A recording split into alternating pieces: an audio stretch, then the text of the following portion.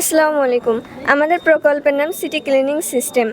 এটা হচ্ছে আমাদের দেশের একটি শহরের ড্রেনের ড্রামো। এখানে দেখা যাচ্ছে আমাদের দেশের বিভিন্ন ড্রেনে বিভিন্ন ময়লা আবর্জনার জন্য ড্রেনটি আটকে যায় এবং পানির ধর্ম হচ্ছে নিচের দিকে প্রবাহিত হওয়া, কিন্তু এই ড্রেনটা আটকে যাওয়ার জন্য পানি তার নিজের ধর্ম অনুসারে চলতে পারে না।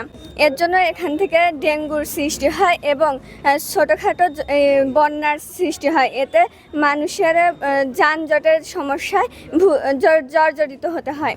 এখানে তার জন্য আমরা এই সমস্যার সমাধানের জন্য একটি সোলার গিয়ার মোটরের তৈরি করেছি।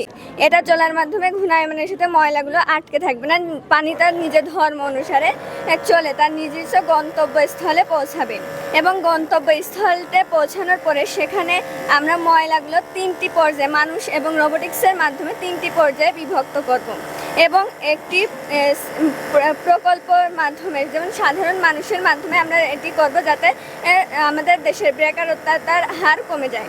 এখানে 3টি পর্যায়ে ময়লা করবে। একটি হচ্ছে সাধারণ ময়লা, যেটি পচনশীল, দ্বিতীয় প্লাস্টিক, তৃতীয় হচ্ছে কর্কশিট। কর্কশিটকে আমরা পেট্রোলিয়াম দ্বারা গলিয়ে তরল জ্বালানিতে রূপান্তরিত করব এবং এটি পরবর্তীতে এই তরল জ্বালানি